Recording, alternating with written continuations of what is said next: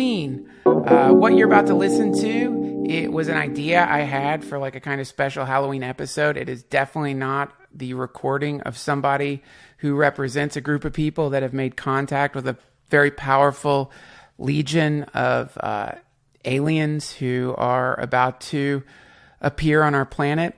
It's just an actor that I got to say what you're about to listen to. So don't worry, I'm not being threatened. I definitely did not make an agreement with a very powerful group of people to put secret messages into this podcast in exchange for wealth and power. It's just a Halloween gag. So this is what I was going to do until I realized by the time anybody listened to this, it wouldn't even be Halloween anyway. You know we have an agreement, and if you break this agreement, it's going to be very detrimental to your well-being. You know what you're supposed to do with your podcast. You know the messages you're supposed to put out there. So if you decide to break this contract, are you recording this?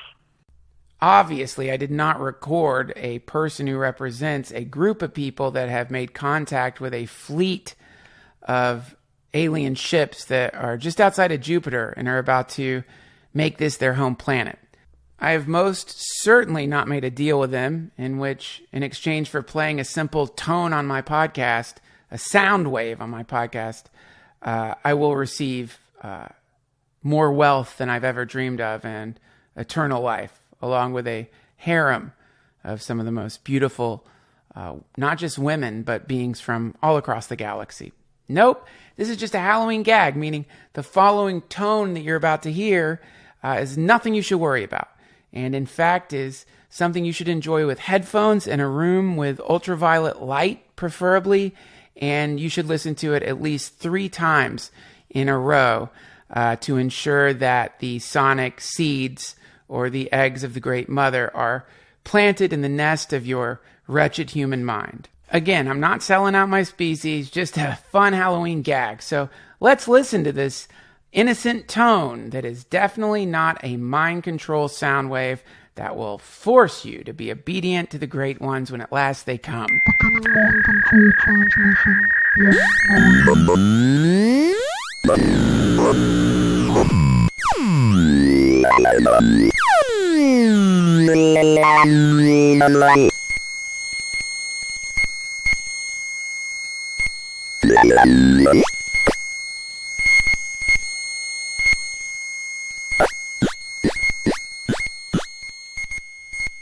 Are you happy now?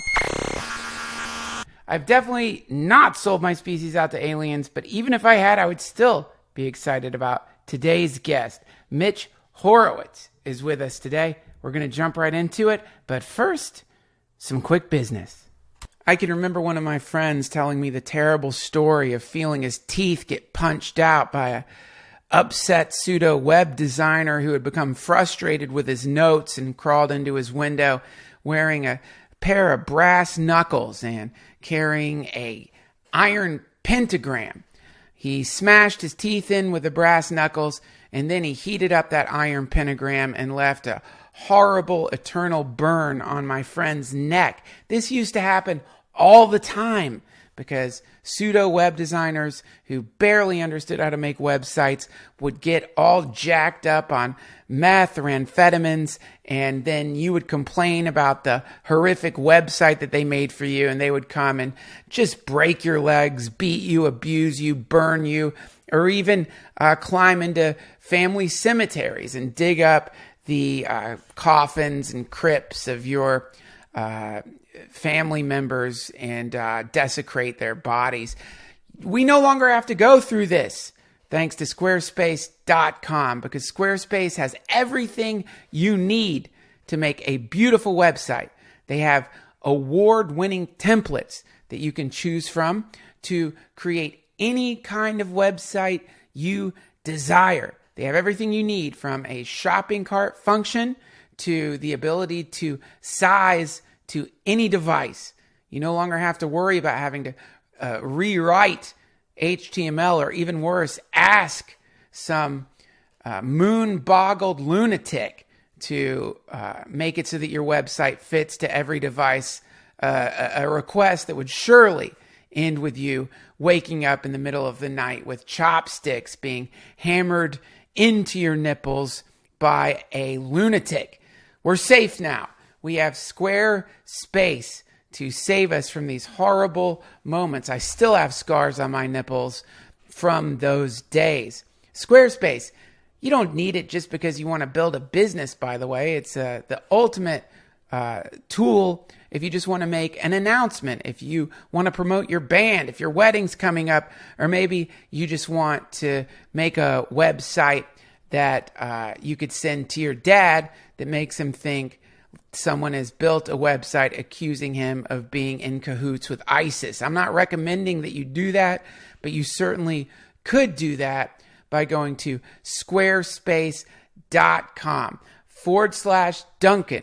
Use offer code Duncan when you're ready to launch, and you will get 10% off your first order of a website or a domain. That's squarespace.com/Duncan. Use offer code Duncan, and you'll get 10% off a website or a domain. The proof is in the pudding, friends. If you want to see a Squarespace website, head over to DuncanTrussell.com. I use Squarespace to upload episodes of this podcast, and I absolutely love the service. Thank you so much, Squarespace, for supporting this episode. If you find yourself waking up in the middle of the night in a cold sweat, wondering how you could best support the DTFH, there are many ways, from the most simple to the most complex. The most complex would be to go to the volcano of Ulanak and dig up the golden sphere that an enemy necromancer buried there 5,000 years ago. The most simple would be to subscribe and to leave a nice comment or a rating on iTunes. It actually helps a lot. Another great way would be to support the lunatics who allowed me to promote their products on this podcast. And another way to do it would be to subscribe over at patreon.com/DTFH. This will give you access to episodes of the DTFH that are commercial free. There is also an extra hour-long rambling, ranting thing a month at least, as well as other odd stuff that pops up there, including access to our Discord server. So head over to patreon.com/DTFH and subscribe. We also have a great shop with all new stuff, which you can find over at DuncanTrussell.com. And finally, if you're in LA on Friday, November the 16th, I'm going to be doing a kind of podcast thing. I don't know what you call it, with my meditation teacher, David Nichtern. That's going to be at the Samarasa Center from 7 to 9 o'clock. And it's a conversation that we have about meditation and Buddhism. I've really enjoyed these chats, and I hope you will head out and say hello. That's Friday, November the 16th at the Samarasa Center in Echo Park. All right, let's do this podcast. Sweet friends, today's guest is a occult scholar, an expert in metaphysics, an author, and a wonderful speaker who has just published a fantastic book on the topic of New Thought, which you might be familiar with if you've seen The Secret, or if you've read Napoleon Hill's Think and Grow Rich, or Ernest Holmes' The Science of Mind, or if you live in LA and go to Agape Church. It's the concept that our thoughts create reality, and different methods that can be used based on that concept to bring us closer to our goals and to bring things into our lives that we desire. It's a fantastic and controversial philosophy, and our guest today does a brilliant job, not only in explaining this idea, but also in addressing some of the more difficult, paradoxical parts of the idea that some other authors seem afraid to even mention. You can find out more about Mitch by going to mitchhorowitz.com. I'll have all the links at duncantrussell.com. But now, everybody, please welcome to the Duncan Trussell Family Hour podcast, Mitch Horowitz.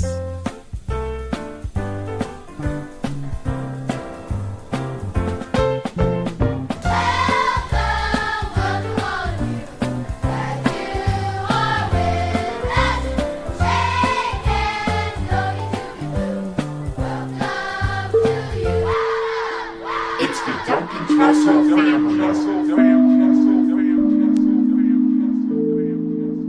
Mitch, welcome to the DTFH. Thank you so much for being a guest. Thank you. Great to be here. I am a big fan of yours, Thank and you. I admire your ability not just to write, but also your ability to convey some of these very dense ideas in an informative and entertaining way that I think is so important to be able to be a bridge like that. And so I was thwarted in an interesting way, knowing you were coming here, in the sense that there's a million different things that we could talk about. But I thought you have this wonderful book, The Miracle Club, that's out right now, which covers a thing that I have been deeply interested in and have used with some success, and also have a little bit of, for lack of a better word, apprehension about it to some degree. Is that the right word? Not apprehension. Yeah, apprehension. Yes. And so that's what I'd love to talk about. And I really want to take advantage of the time that we have so that my listeners can maybe get a little seminar in converting thought patterns into reality, which I think is a possibility, but maybe isn't quite as easy as it sounds. So I just want to start off with a question I saw you ask yourself in one of your many great talks online. Is the purpose of the spiritual search, thy will be done, or my will be done? That's the central question. I want to be very plain about answering that rather than eluding it or trying to dilute or change the question. For me, at age 52, the central purpose is my will be done. That's the path I walk. I believe that desire is sacred. I believe that we are here for a limited period of time to be generative and to be productive. And I realize all the baggage that my response comes with. I realize people are going to hear that and say, well, which I? And which I are you thinking from? Which I are you manifesting from? Or is there a difference between the higher will and the lower will? I honor and I bow before all those questions, but I've been walking this path for a long time, and I'm not going to be here for an infinite amount of time. When you're looking at life from middle age and from children who have entered adolescence, it tends to render your focus sharper and more serious. And I believe that the individual will and individual desire is sacred. And I don't make a distinction between higher and lower. And frankly, at this point in my path, I don't even make a distinction among multiple I's. I don't speak in terms of ego, inner, outer, personality, essence. I think there's one of you and me, and we're here for a finite period of time. Many things have claims on us, but attainment has a primary claim, I believe. And I believe in the statement, my will be done. Cool. That's great. Okay, great. You just made me scratch off all the other questions I have. We can just hang out and, enjoy the weather. Yeah. Why not? But, I did one thing that, and again, okay, before this question, there's like, oh God, forgive me. I'm going to quote Bob Marley. All right. A hungry man is an angry man. Yeah. And, I think that, it's all good and well to get to this point of like, thy will be done through me. Therefore, I'm not going to sort of try, or I'm not going to push forward something into the world that's going to like give me material comfort. Yes. But when you're hungry, or you have a kid that needs food, or there's like an actual deep, real primordial need there. Yes. I don't know. The thy will be done thing, I think, becomes a little, it seems like a great idea. Yes. Until you need a glass of water and there's no water around. And, yes. Some survival issues. So that being said, I was watching a Chogyam Trungpa Rinpoche talk. And he said something that stuck with me, which is, before you can reject yourself, you need to know yourself. Yes. Similarly, even though you did say, look, it's all sacred, I do feel like, isn't there a sort of step-by-step process here before you start getting into mind manifestation, won't it save you some trouble to actually know who you are so you can really know what you want? Guys, have you ever wondered what it would feel like to have a wizard's cock? Then you'll be very happy about today's sponsor. It's BlueChew.com. BlueChew.com. This is the first chewable with the same FDA-approved active ingredients as Viagra and Cialis, so you know they work. But not only that, I can tell you that they work because I don't promote anything on this podcast that I haven't tried, and I was very excited to try these wonderful Blue Chew chewables. That's Blue Chew, as in blue, the color blue, like a bluebird with a giant throbbing iron cock. BlueChew.com. They're prescribed online and shipped straight to your door in a discreet package, so no in-person doctor visit, no waiting in the pharmacy, and best of all, no more awkwardness. Outside of the awkwardness you might feel when you realize your penis could be used to punch holes in a bank safe. Imagine what would happen if the Statue of Liberty got an erection. BlueChew.com.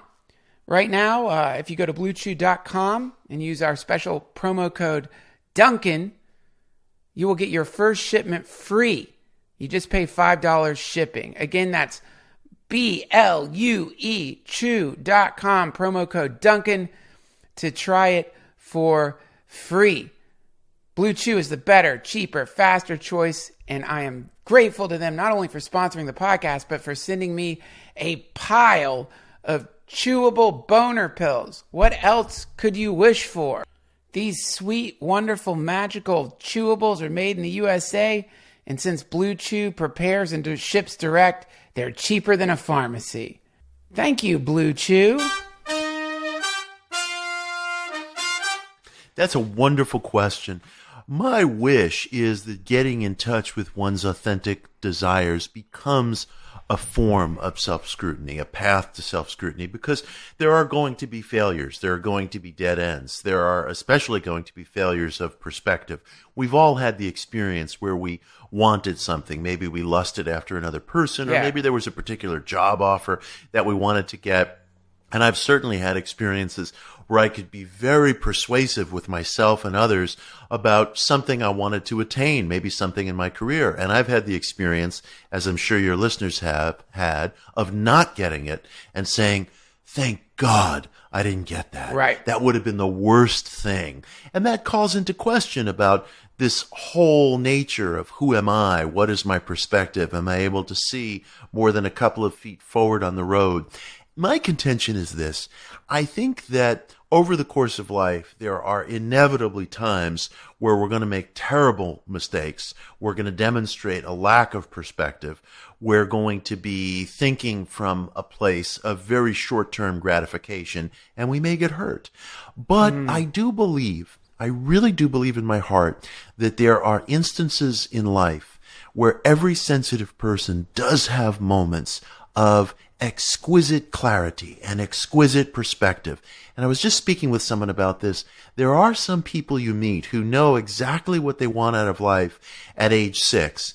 And however they get buffeted around by the currents of life, they still know it. They still know it. And they feel intrinsically when they're separate from it, when they're gravitating more closely to it. I would say, in truth, we all have that primordial understanding of what we really want. We may circle around it. We may hit dead ends. We may bump into walls. But I don't think that life has played this cruel joke on us in which we're fully bereft of perspective. We're sometimes bereft of it, and we're sometimes misled, and we will get hurt. But there are many, many times, I think, moments of sensitivity, moments of exquisite instinct, where we do feel what we want. And I counsel people, follow that. That's precious, precious information that we're being granted. Cool. Because it's like, you get these like desires, and then it's sort of like the Buddhist concept of the poison arrow. So here is some desire, whatever it may be, and then the desire gets almost instantly followed with a myriad of judgments or potential repercussions. Yes. Or this is an indication of you slipping into a bad place, or all of these things follow this initial desire. And it seems like what you're saying is that initial desire has within it some kind of truth, some kind of... I really believe it does.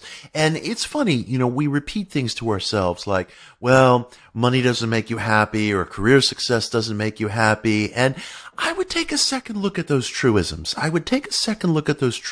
Because, for example, let's say you can identify a famous actor who behaves obnoxiously, and there are any number of examples that you could select from. Right. You could look at that person and say, well, see, he's a case in point. Yeah. The pinnacle of success hasn't made him happy. He misbehaves. And I would say, well, let's take a second look at this. It may be true that that person misbehaves, and that is a problem. It's also a problem for those around that person, and they have things to answer for themselves because they're remaining in his orbit because he gives them goodies.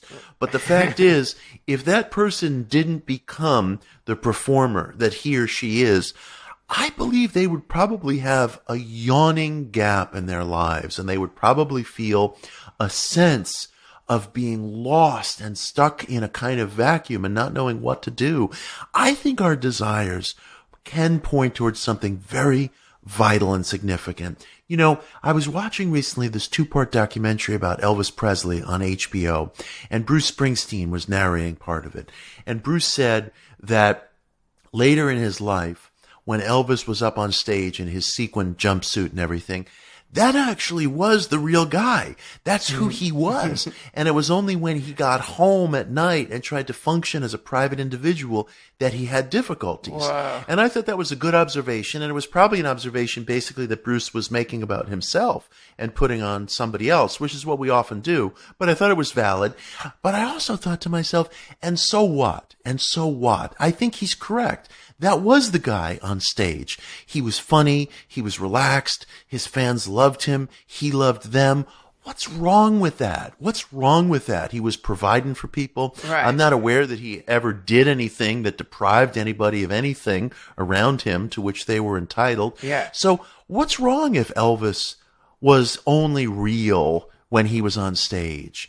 I think we have to be flexible about these things, and we have to ask ourselves, maybe that's exactly where he belonged and exactly what he should be doing. So he never got the garage door fixed. All right, get somebody else to get the garage door fixed. Right. It has to be fixed, and we have to take care of that, but that's not his job. Right. His job is to do that. What's your job? That's what I would put back onto the listener. Yeah, okay. So this is great. And again, it's just, so many grimoires or so many books on magic, they start off with this long, inevitable warning.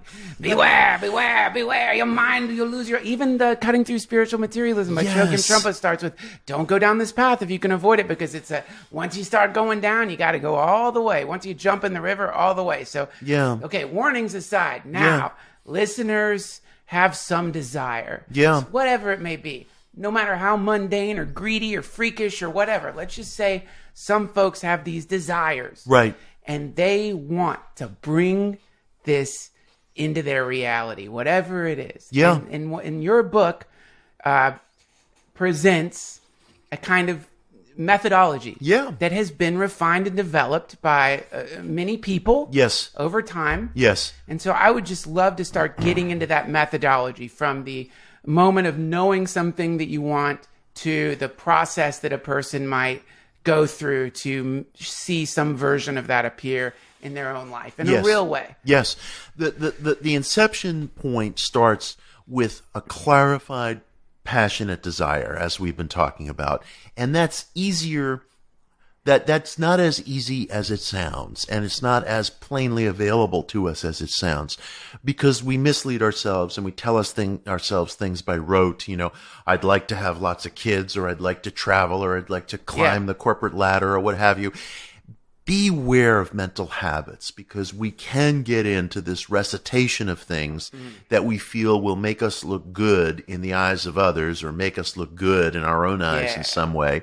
It's exquisitely important to have a clarified desire, not just a desire, but I'm even going to go so far as to say an obsessive aim, a central wish that you have for your life to the exclusion of everything else. Because I think that kind of concentrated psychical energy is extraordinarily impactful and important. And if you scrutinize the lives of people you admire, whether it be Bob Dylan or Nelson Mandela or Helen Keller or Steve Jobs or whomever it may happen to be, you will almost always find that that person was motivated by one obsessional desire. Right. And it was all consuming. And it can be very threatening in a certain way because I think it's a tough bargain that life strikes with us. We're not given everything. And I actually personally believe that well-roundedness is overrated. You know, Bob Marley was not sitting around worrying about his tennis game or worrying about whether the dishwasher was fixed. He was being Bob Marley. He had this vision of himself as this musical prophet, which he was. Helen Keller was dedicated to uplifting the idea of human possibility and human potential. Sure. I don't know whether she was a nice person to spend Christmas with or not. I have no idea. That was the central facet of her life. Yeah. You have to arrive at that, and that's a very tough bargain to strike with life. But it can also be a very gratifying bargain. The next thing is you need to come up with a really concrete, integrated plan of both mental visualization, affirmation, creativity, and outer action, and knowing just when to strike. And you will know when you're exquisitely focused, relationships and tasks that are superfluous tend to fall away. And I don't mean to sound ruthless about this. I'm just trying to be honest with the listener. When you become focused, you find that you develop much less taste and patience for things that are frivolous. That can include small talk. That can include movies or television shows that really truly are not worthwhile. Yes. And that don't build your aim and your outlook and your point of view, books that don't build your aim and your outlook and your point of view. And I think you need to be very concrete with yourself about writing down and committing to paper what your goals are, dates, numbers, periods of time by which you want to reach things.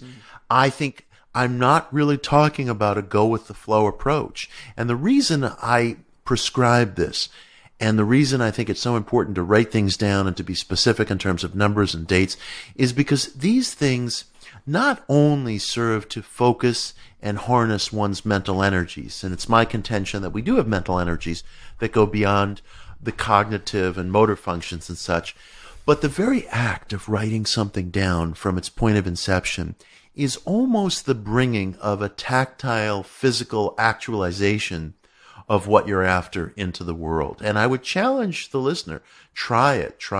Right now in my pocket, I am carrying with me a card on which I've written a particular goal, a particular sum of money, and the date by which I want to reach it. And I have laminated this card with packing tape because I carry it with me everywhere, and I want it to be very, very sturdy. There is a certain special something that comes from my carrying that card around because it's a tactile representation of my aim into the world. And it's very no holds barred. It's realistic, but it's very, very bold. And my contention to you would be that if you do this as a mature adult, not flitting from one flower to another like a bumblebee, but you really know what you want, and you're prepared to employ affirmation, visualization, prayer, chanting, meditation, every mental faculty at your disposal, including physical modalities, and you're willing to act in outer life in all kinds of ways that are constructive and that are appropriate to the furthering and the pursuit of your goal, and you do this with a concentrated, obsessive passion, you're going to get where you want to go. Oh, yeah. You're going to get where you want to go. Try it. Well, here's what I want to talk about.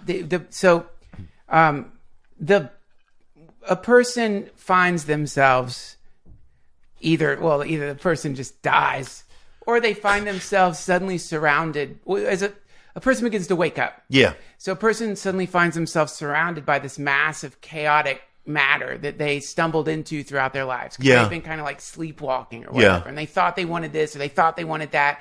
But quite often they end up in sort of what they think of as a rut, or there's they don't have enough money to pay rent. They can't. Yeah. Their car's about to get repossessed.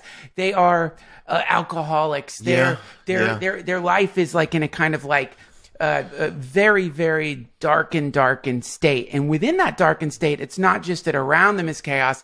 Within their mind is some form of chaos, and their will is very weak because they are sort of they've created a feedback loop where there's a constant reflection of all their past decisions in the form of everything around them. Yeah. And it's affirming their, I don't want to say impotence because it sounds so severe, but it's kind of confirming this state. Yeah. And so I bring that up only because people in that state of consciousness, though they might want to have single pointed focus, even getting that is almost as difficult as a person whose legs have atrophied and who wants to stand up. Yes. You know what I mean? Their will has atrophied. Right. And so now they do have the desire. Right. At least some, but it's the desire is even foggy. So how does a person in that state begin to sharpen the will to get to this point of a kind of single pointed fixation? Yeah, that's a wonderful, wonderful question.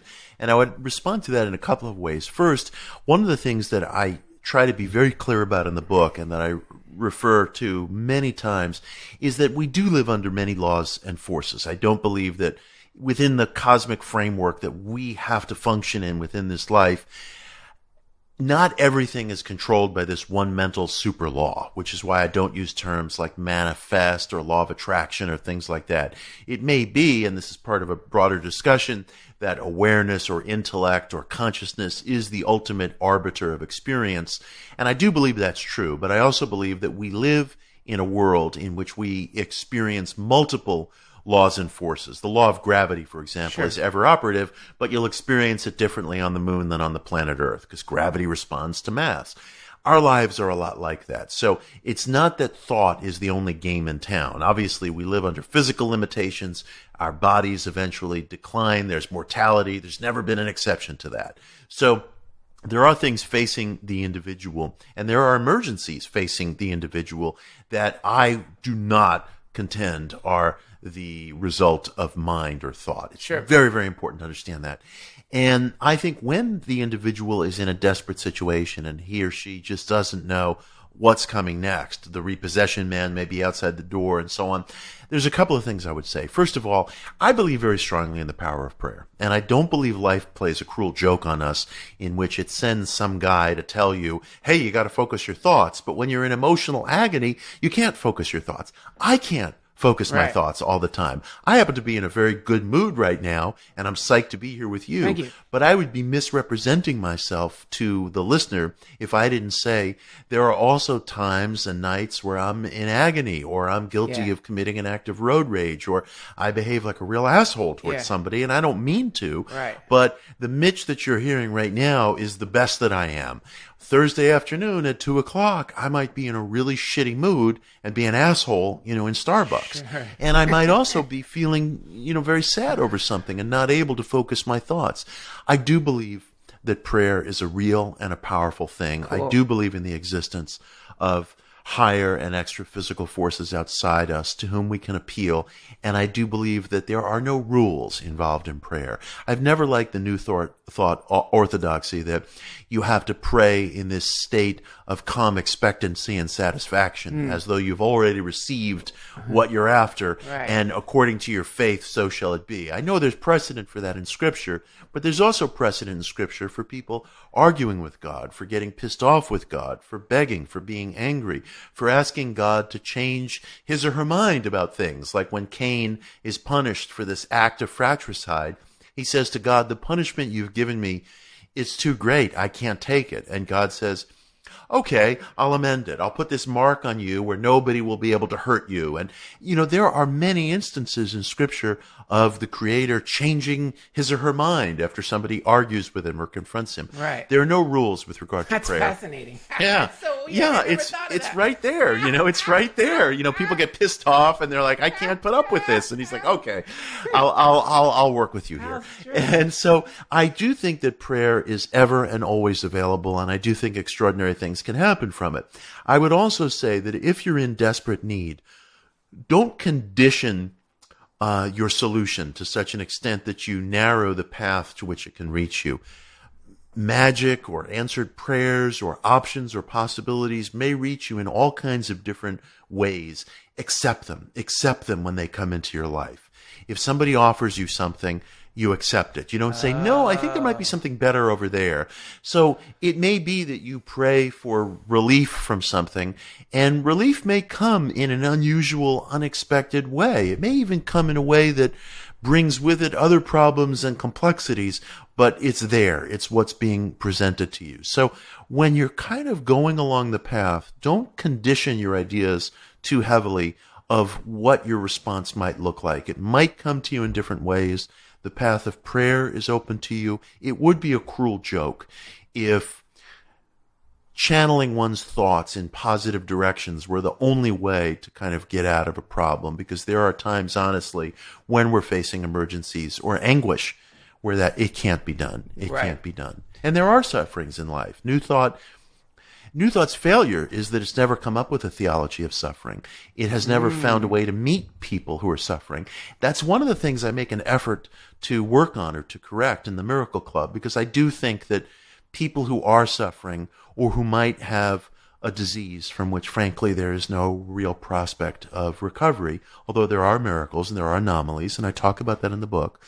But there are things that play out also according to convention. And New Thought has to be able to meet those people as well. If you're forced to consume half a loaf of bread rather than a whole loaf, and you have to, can that half a loaf be consumed while standing fully erect? And if so, other things may happen. Other things may happen that open up possibilities that are unexpected. New Thought has to be able to address that person. Yeah, yes. With New Thought, you can run into some really problematic. You can run into some problems with the math, which one specific problem that I wanted to bring up to you is I was at a New Thought church once that I love, and it's authentically helped. This stuff is not in a kind of sweet way helped me. Yeah, but literally has had a real. I've used it and it works. Mm-hmm. But I can remember sitting in this church, and there was a sweepstake for a car. Someone, it's raising money for the church, and someone was going to win this car. Mm-hmm. And I'm sitting there thinking, wait a minute, are we now in a visualization contest? Right. You know what I mean? Right. Is it yes. the person who has in the best used whatever this skill is, or science, or however science of mind, they've won, and everybody else is a little weaker than them? Right. Or is it a multiverse situation where you win the thing, you split into another multiverse where everyone else is lost? Could be. Or so what? Yeah, but you know what I'm saying is I do. Everyone on the planet suddenly begins to adhere to this sort of idea that I can focus my will and manifest, and or whatever word you want. I don't. What word would? Well, I don't want to get mixed up. Select is what I use. Select. Okay. I could select some reality. Yeah. But in a planet where there appears to be limited resources, yes, problems with countries that you can't come into certain countries. And that's exactly right. So how does this? To me, that seems to be one of the big logical problems with this. How do you work that out? That's a great question, and I would refer back to what I was saying a little while ago, which is that we do live under a complex of laws and forces, and I've always rejected the New Age principle that there are no accidents. I think there are accidents. I think things that happen to people sometimes are matters of geography, economics, politics, things that are weather patterns, things that are completely out of the hand of the individual. So when the nation of the Philippines is struck by a horrible monsoon, I completely and roundedly reject the notion that some of my friends in New Thought might hold, which is that, the vibrational frequency of people's thoughts was operating on the level of that disaster. There is absolutely no way to verify that. Yeah. And in fact, I don't even want to hear from people in such situations who haven't passed through natural disasters, who haven't lived through war, who haven't lived through poverty. This is one of the reasons why I ultimately break with the way of thought of Rhonda Byrne, the writer and filmmaker behind The Secret. I think Rhonda has a lot of good insights into human nature, and there's a lot of very good things I can say about Rhonda. But she was being interviewed several years ago by a reporter from the Associated Press named Tara Berghart, and Rhonda famously doesn't give interviews. And Tara just emailed her, and Rhonda responded to all these really hardcore questions, and my hat was really off to Tara. And she asked her the $64,000 question, which is plainly put, what do you say about people who perished in horrible events like the Holocaust or 9/11? Are you saying that their thoughts created that? And Rhonda responded by saying, well, first of all, there were also miraculous exceptions to those events. Okay. And secondly, I do think that it is possible, this is Rhonda speaking, that a population of people can be thinking along the lines of a certain vibrational frequency that vibrate to or have an affinity or correlation with certain events. I not only do I disagree with that, but I think that if you speak about events that you haven't passed through or experienced yourself, such as a horrible catastrophe of war or environmental devastation or a tidal wave or an earthquake, it's nothing other than throwing a stone. I'm just speaking about and explaining away my neighbor's circumstance. I want to hear from the person who went through that, him or herself, if they're still around, to record that to me. I want to hear the testimony of people who have been through this. Tell me about what you've been through. Tell me about what you've experienced, not what somebody has experienced from another country or another time and place that you've never gone through. I believe there are accidents.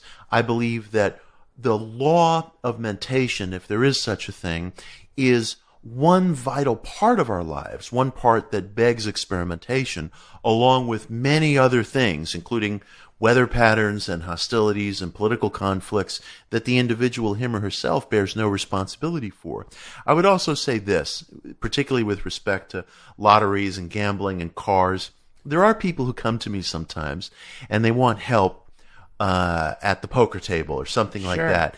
And I'll do my best to help them because I do believe that the mind can play a role in these things. And I'll meet them where they are and I'll say, well, let's try this together. Just do me a favor. If you win, and I hope you do, give away 10% of whatever you won to someplace worthy. You know, that's the deal. So let's see what happens. Let's try it together. But more often I find that uncanny results and correlations occur in people's lives over an extended period of time. There's sometimes an interval or a gestation period. A human life requires 9 months of gestation. A horse requires 11 months of gestation. There are gestation periods for everything in nature. So there must be, apropos of our minds as well. So I ask people to watch very, very carefully what unfolds over a long period of time, because we're very forgetful. We can be holding some thought and there's an interval and we forget all about it. That's right. Sometimes these things occur over very broad periods of time, not in connection with the sweepstakes or such. That's great. And that's such an important thing to realize, because it's this, personally, I always want results way faster than they're ever going to come. Me too. Always. Me too, in a big way. And so then there is this sort of period in between whatever the thing may be, planting the seed, saying the prayer, preparing the focus. And then some amount of time passes. And within that amount of time, you might even see a reversal, some backsliding or something. And you're like, this shit doesn't work. Fuck Horowitz, right? Fuck Horowitz. But yet, if you allow that, sort of transitory phenomena to confuse you, then you can again start mentating, I guess you would say, certain patterns that are going to affirm that temporary thing, and then you end up going backwards. The backwards happens because of, let's say, whatever, nature, just some unpredictable, chaotic thing. But then you attach to that a story, and the story is fuck Horowitz or some version of it. This shit don't work. Bunch of yap from the witches. Exactly. Right? And now you're producing this, the sort of the opposite of what you recommended, which is single pointed focus on a specific thing. Yes. And how many mythological stories of realization are just prior to the realization of this being or that? That's right. Always met with the opposite of what they wanted to have happen. Yes. Always met by some test. Yes. And that was true of Moses, for example. If one makes a mythical reading of the life of Moses, he, had all these weird ups and downs occur. He spoke with a speech impediment. He didn't want to be selected as the leader of the Hebrews. He committed a murder in anger. He never was able actually to get his arms around his anger problem. He was ultimately punished by God at the end of his life, not being permitted to enter the promised land because he was pissed off all the time. I mean, obviously, I'm making a mythical reading of the life of Moses, but it was very Byzantine and serpentine, and all kinds of things happened. But ultimately, he did do what his aim was, which was he led the Hebrews out of Egypt. And it was very, very tough. And they spent a generation in the wilderness, and all kinds of things occurred. But he did do that, and it was very serpentine. Goethe, it's funny, there's this popular expression, careful what you wish for, you just might get it. Yes. And I do the forensics on that in the book. And the closest I've been able to come is, I think that popular expression originated with Goethe, who put it differently. What he wrote was, what you wish for when you are young will come upon you in waves when you are old. Wow. So be careful. And a lot of people would want to argue with that and say, that doesn't make any sense to me. The ideals and the wishes I had when I was young haven't come upon me in waves. I'm very dissatisfied. Goethe's contention was, we are extremely forgetful. And if you take a yellow light and just don't judge what he's saying immediately, but actually really go back across the layers of your life and ask, is Goethe correct? Have I gotten in waves what I wished for when I was young? Was I not careful? Was I not careful? That's where that popular expression comes from. How cool. That is so simultaneously terrifying and cool. Yeah. Holy shit, man. Oh my God. Wow. That's cool. Whoa. Okay, so, and I think that so here are these waves crashing into our lives. Yeah. And who knows? It depends on what lens you want to look through. Let's imagine I'm reading this wonderful book on karma right now, and it's sort of breaking down the Vedic conception of karma, which has a lot of really, really cool breakdown. The different sorts of karma. Yeah.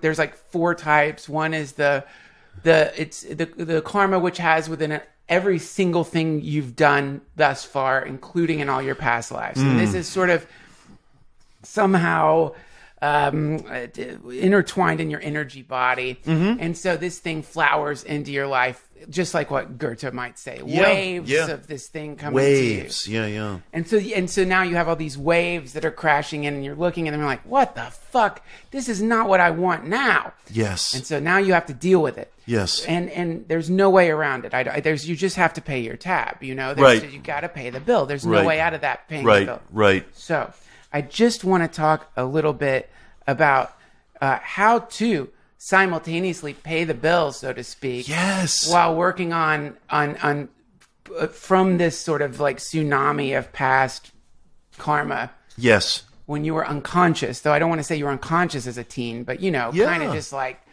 when you look back at what you were as a teen versus what you are now, it's almost as though it might as well have been a past life. Yes. Yes.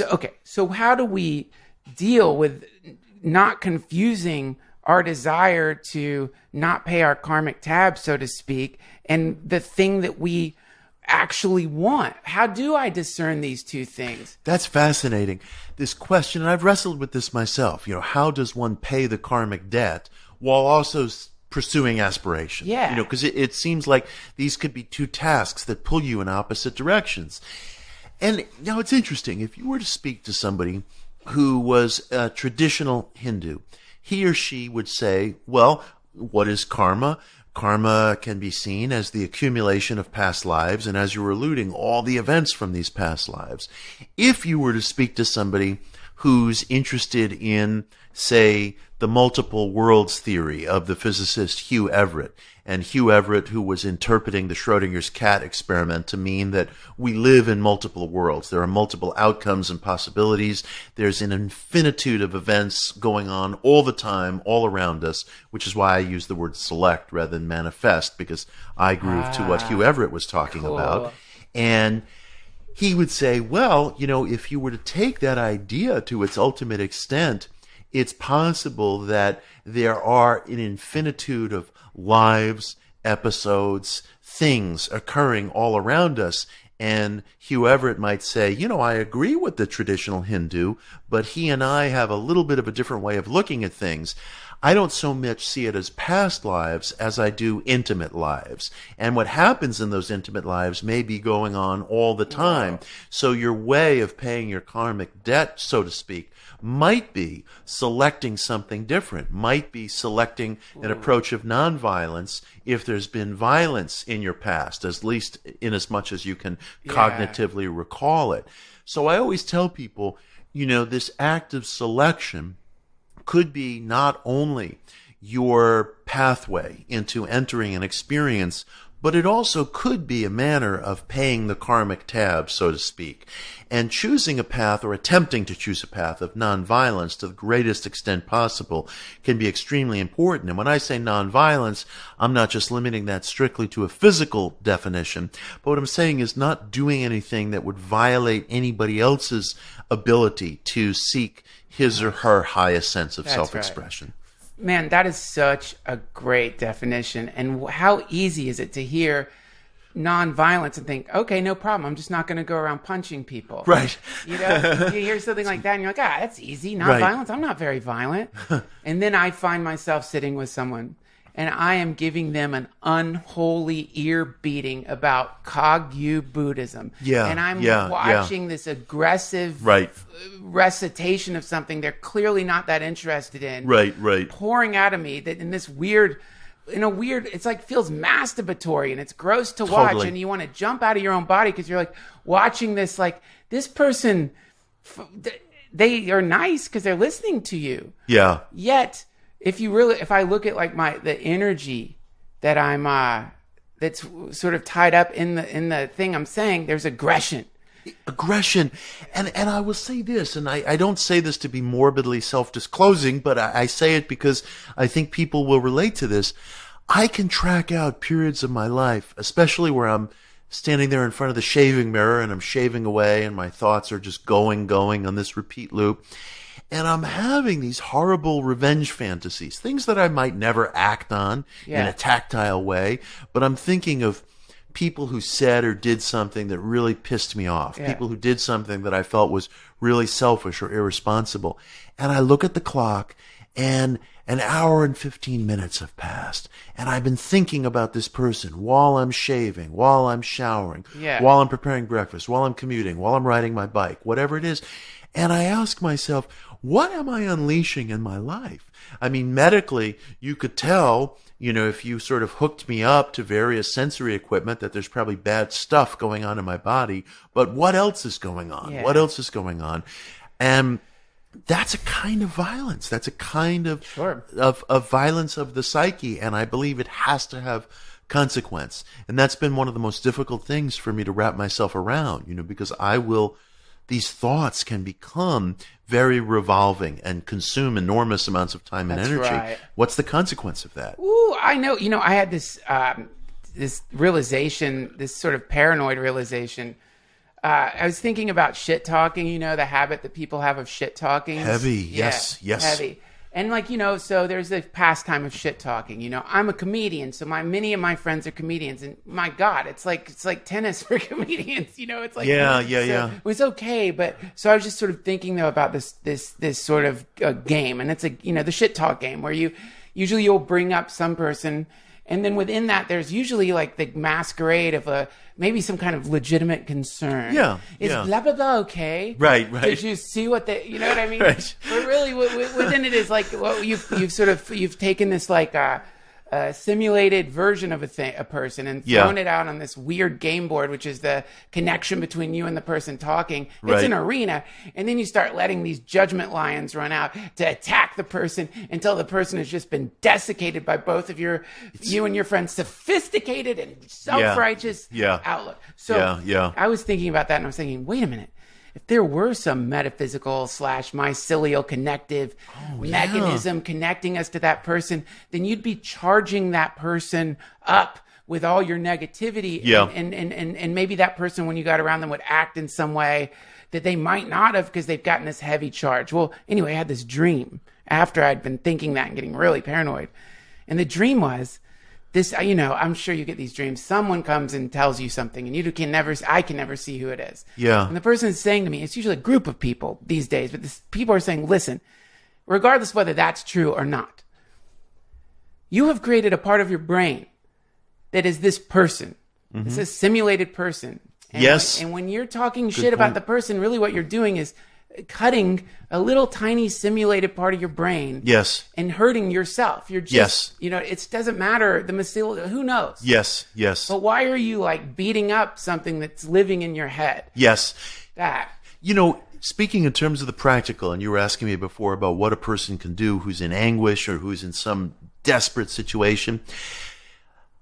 I want to lay this on everybody and on myself. And this is really the truth. And you can use this, and you can use this right now. If you desist from all gossip and talebearing and rumor spreading, you will find yourself standing more erect almost instantly. Yeah. There is a nobility that gets infused in the character of the person who resists gossip and rumors and trash talk that is felt almost immediately. And it's incredible.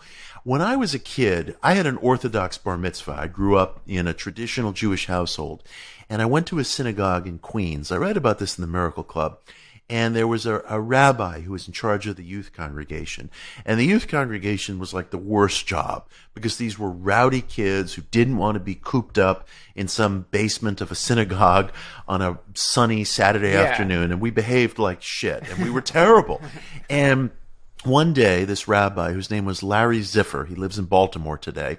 I always give dates and names because I want people to be able to shadow me and follow me on this shit so they know I'm not making anything up. I just spoke to Larry recently. Larry Ziffer, he was a youth rabbi. He lives in Baltimore today. And he was speaking to the congregation of kids one morning. Just kids, young adolescents, rowdy. And he said, within Judaism, the only sin that surpasses rumor and talebearing is that of murder. So only by murdering someone have you done something worse in the eyes of the Creator than if you trash talk them and you put them down. And I tell you, that room full of kids was so silent and so quiet, and you could just feel this pregnant energy in the room where every kid in that room, by dint of his silence, was demonstrating he knew he was being told the absolute truth. Yeah. And I swear to you, I'll never forget these words. Larry, who was a slight man, a thin man, he looked out, but it could have been as if a 12-foot giant was talking to us. He said to the group of kids, "There's no joke about it. There's no joke about it. That gossip and talebearing is surpassed only by murder, because when you're killing someone's reputation, that is tantamount to wiping out the individual." And I never forgot it. I was 9 years old, and I never forgot it. And the beauty of this is, and thank you, Larry, is available to everybody. All you need to do is you're being asked, desist from rumor, desist from gossip.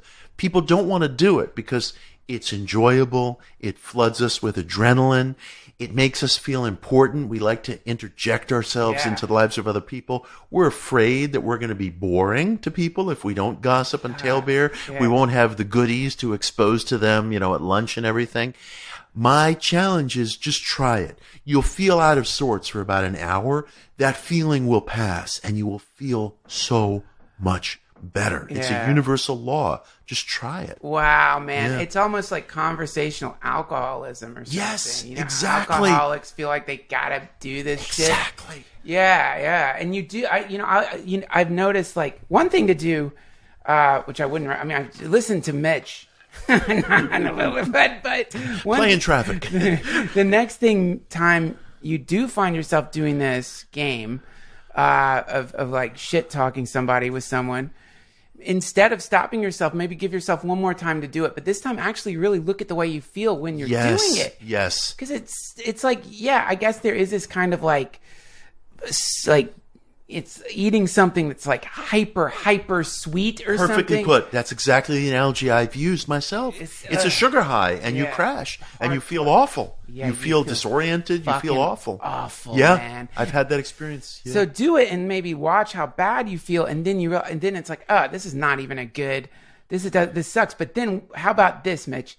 So we have the person who has started to wake up, and because they've stumbled into their place because of either prayers they didn't even know they were saying when they were a kid, or prayers of the action of unconsciousness or whatever. Not only are they surrounded by a kind of like living situation that they don't really want to be in anymore or ever, but also they find themselves surrounded by people who are reflecting that state of consciousness. So what are they to do when suddenly they realize it's not really enough for me right now to just shift my thinking if it also I'm going to experience a direct rejection from everyone around me because they are all devotees of shit talk land. They're devotees of violence. They want to hurt.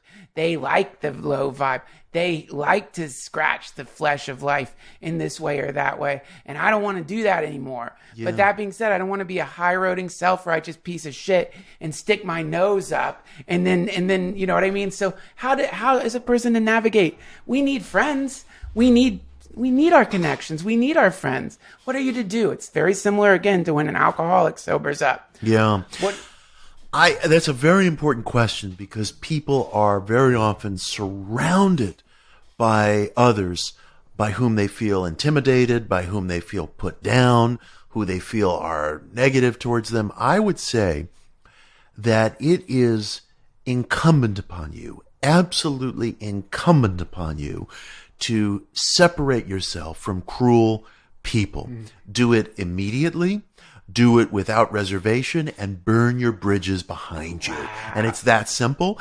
And there are people who are listening to this who are saying, okay, great, but I can't do that because it's my boss or it's somebody I depend upon economically or whose house I live in. And I recognize that. And I would say, do it silently. The point is not to be high and mighty or not to visit upon somebody your own impressions of them because they have their own impressions of you. Right. And the point is to do it silently, separate it first inwardly, and vow to yourself, and write out the vow if necessary, and sign it, and carry it with you, that you will, at the first possible opportunity, separate from them physically, however long it takes. And if you want inspiration, I'm going to recommend a very unusual source for this, and I want to be very clear that I'm not drawing any kind of analogy because I'm about to invoke the name of a sacred man, and that sacred man is Frederick Douglass, who wrote 3 memoirs, all of them outstanding stories of human endurance about his life as a slave and his escape from slavery and his emergence as a hero of abolitionism. Frederick Douglass told this story in all 3 of his memoirs, and it can be read and profited from on many different levels in any of his memoirs. He talked about, at the age of 15, standing up to a cruel slave master and getting into a physical confrontation with this man whose name was Covey for about 2 hours. And Covey, who was famously known as a breaker of slaves and was a very sadistic, horrible figure, was unable to get the best of Frederick physically. And Frederick felt that Covey was probably somewhat embarrassed by this. And Frederick wrote that at that moment, I experienced an inner revolution that would never really be able to be rolled back, that would never be able to be reversed. I had asserted myself as an independent human being. I had successfully stood up to this man, and I was still enslaved. but I vowed to myself inwardly that from that moment I would be inwardly free, and I would look for and find the first possible opportunity to be physically free, which he did a couple of years later. And I would never, never compare the circumstances of anybody's life in the 21st century to the circumstances faced by a 15-year-old boy who had been forced into slavery. But the psychological verity of what Frederick Douglass was writing there is universally applicable, and I think he wanted it to be universally applicable. He was not able to escape from slavery at that particular point in his life, but it was a turning point. He did assert himself independently, and it doesn't have to be a physical assertion, and sometimes it can't be a physical assertion, but pay attention to the part where he vowed inwardly that he would be forever separate from this horrible institution that had enslaved him, and at the first possible opportunity, he would be physically separate. Read Frederick Douglass's memoirs. Any one of them tells this story. Any one of them is equally valid. You can find any one of them online. You can find it on your phone right now. Make that inner vow and separate from cruel people. I love it, man. It's really interesting to me that that sometimes, though, you do have to make an actual, if you're in an abusive situation, yes, you've got to get out. Yes. Stop tricking yourself. Also, a lot of times if you're in an abusive situation, your first analysis will be, there is no exit. It is a prison. But then if you really think about it, right. you'll realize, like, well, I mean, I do have a small key in my pocket. There's usually something. Some way out. Yeah. But there are other situations that are different from this and not so immediately horrible. Of course, yeah. But, what do you have to say about the idea that when you begin to make this a vow, so to speak, or connect with this internal freedom that really doesn't seem to be necessarily based on transitory phenomena, that there seems to be a natural falling away of the other people in your life. That's right. What is that similar? Is that actually a kind of representation of this thought metaphysics? In other words, by sort of, you just started meditating, and maybe you started eating a little better, and maybe you started exercising, and you stopped drinking, and then all of a sudden you look around and you realize, like, wait, I have a lot of new friends. Right. I didn't do anything. I didn't make some dramatic call. Right. I didn't, it just kind of naturally happened. As though, weirdly, it's like I'm in a completely different universe. Right. What is that? Do you really, this concept of, what did you say? Choosing, picking, selecting. Yeah. Is this as though there's like a multiverse, and we're like throwing some kind of grappling hook into some version of ourselves? And very quickly, are we the ones throwing the grappling hook, or is some future version of ourselves throwing lines out and pulling us in? What a wonderful question. It's a lot to bite off, but I'll try to be very plain about it. I do believe that our minds have extra physical qualities. And if somebody who is materialist was listening to our conversation, they would probably agree with much of what we're saying. Yeah, separate from cruel people. And yeah, you might find yourself in different circumstances, different relationships, because psychologically you've done the right thing, X, Y, and Z, and that's fine. And I believe all that's true.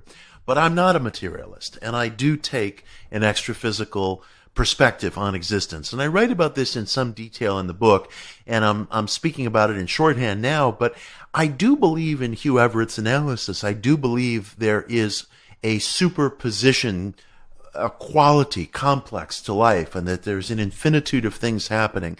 And when we select something through our emotionalized thoughts or our mental pictures or our perspective, it's almost like we're imposing a matrix grid on this infinitude, and we're locating one thing in time.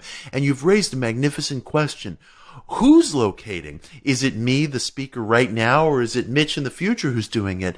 I've wondered whether we possess one mind, but it's ever operative, and things that I'm recollecting right now as my past, things that happened 5 minutes ago, things that happened 30 years ago, that are as real to me as the chair that I'm seated upon right now, might be things that are ever changing, ever operative, ever morphing, ever transitioning, based on the perspective that I have concentrated on or selected or chosen in the, I can't say right now, but I can say in the experience that I'm having, an experience that has in itself a past, a present, a future, all of which feels as real to me, apropos of the past, as the words that I'm uttering to you right now, but which might be ever changing.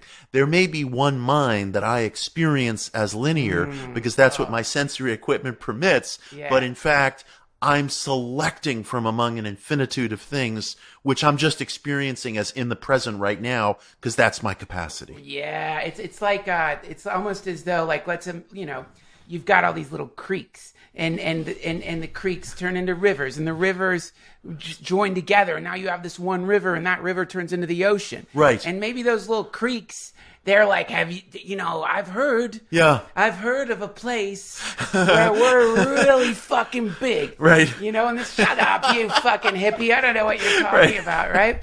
And maybe the little creeks might say to the other, we're going to become the same thing eventually, or we're being pulled. Do you know we're being drawn in? Do you feel this pulling? Yes. That's our desire. And who knows? But yes. Sometimes I do get this sense not only of there being this like perfected self or a self that is awakened, that is in some way or another, God, it sounds so absolutely insane, but giving me thoughts. Yeah. And, people might be listening and saying to themselves, well, that's great, but how do I verify any of this? Yes. You fucking hippie lunatics, And I would say this, and this is one of the things I write about at the end of the Miracle Club. There's something I think all of us experience and have experienced, which I happen to call a time collapse, where we have these moments of exquisite awareness in life. Sometimes they come at the height of joy and ecstasy. Sometimes they come when we're experiencing this absolute grief that seems to still everything in our lives, that seems to still all the sensory information that's coming to us. They usually come at some kind of extreme event or heightened awareness. We experience time collapses where we're having an experience not only of deja vu, but of past, present, future, where everything suddenly seems mixed together and everything seems to be occurring at once. And I write about 3 of these episodes in my own life at the end of the Miracle Club. There are others I could have referenced, but I invite the reader in that case to think of times, as I'm sure most will, where he or she has had such experiences, where everything seems to be occurring at once, and it feels extraordinarily real. And you could say, well, that's just an experience. And it's like, well, sure, it's an experience, it's testimony, but what else do we have? I mean, everything that we know about SSRIs, for example, as a class of drugs, comes from experience, comes from testimony. Everything that we know about pain management comes from experience, comes from testimony. It's a tool. It's a tool. So I'd say this can be a kind of metaphysical tool, if I could put it in those terms. Watch for or think back on those periods of time collapse where everything seemed to be happening at once. Everything seemed to be functioning with a kind of congruity. Yes. That may be reality. That may be a wonderful measurement. That's great. Wow. You know what? We are now, I know you have a busy schedule. So, man, as much as I would love to kidnap you for probably at least a week to chat with you, unfortunately, you have to go. You're doing a talk. Where is it? The Manly P. Hall? 4 o'clock at Manly P. Hall School, the Philosophical Research Society. Unfortunately, this will have already gone up, or this won't have But gone if everything's happening at once, you can still avail yourself of it, right? So, yeah, be of good cheer. I'm very grateful to you for this time. Thank you. Thank you. And how can people find you? If you throw my name into Google, Mitch Horowitz, it'll take you to my website. My email is there. You can write to me. I answer everybody who writes to me. You can find me on Twitter at Mitch Horowitz, on social media. I've been writing lately at medium.com. I'm a contributor there. Cool. A lot of what we've been talking about, I explore there. And the new book is called The Miracle Club. Thank you so much, sir. Thank you. I hope Pleasure. to talk to you again soon. Likewise. That was the wonderful Mitch Horowitz, everybody. All the links you need to get to Mitch will be at DuncanTrussell.com. Much thanks to our sponsors, BlueChew.com. Use promo code Duncan to get some free